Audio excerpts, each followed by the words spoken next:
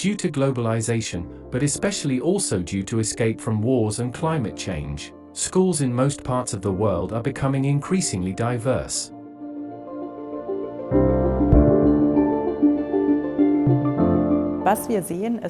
What we see in the area of refugee migration is that about half of the people who migrate are under 18. This means that the issue of migration-related diversity in education will continue to be important in the coming years. Some regions already have a longer history of immigration, and teachers are more experienced with diversity. Others are experiencing rapid change in recent years. How should schools and teachers adapt to increasing diversity so that students from all backgrounds can reach their full potential? In many countries, there are examples of students of immigration descent being disadvantaged in terms of their educational opportunities.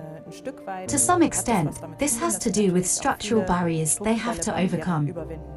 For instance, selective education systems, where they are divided up after a short period of primary school. Despite these challenges that children from families with immigrant descent have to overcome, in order to successfully navigate the school system, they also have special resources at their disposal. Sie können sich einerseits natürlich mit dem hiesigen Kontext, mit Deutschland identifizieren. They can identify with the local context, with Germany, but also with their family's home country. And we know from research that it is most favorable when they can identify strongly with both. And it is important here that the context in which the students grow up and go to school makes this possible. That it is possible for them to identify as both, for example a Syrian and a German at the same time, and that the context does not suggest that there is a contradiction. Der Kontext nicht suggeriert, dass es darin einen Widerspruch gibt. How schools and teachers deal with diversity issues is of great importance for students' learning success, their sense of belonging to the school, their well-being, and their development. So how schools deal with cultural diversity actually matters for student outcomes, for their school belonging and school achievement. There are generally two diversity models studied in the literature. The first one is multiculturalism. Multiculturalism is about valuing cultural diversity and cultural identities. The second approach is color blindness, and color blindness is about ignoring or not seeing diversity in cultural identities. We found that these school policies or these different approaches actually predicted belonging and achievement of students. So when schools endorse more multiculturalist approaches in those schools, the gaps in belonging and achievement between students from ethnic minority and ethnic majority backgrounds were smaller. On the contrary, when schools endorse color blindness or assimilationism, the belonging and achievement gaps were larger.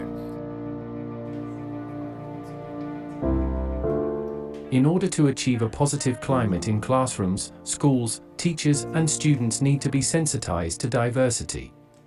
One way to do so is through the Identity Project, an 8-week classroom project developed in the USA by Professor Adriana Umania-Taylor at Harvard University.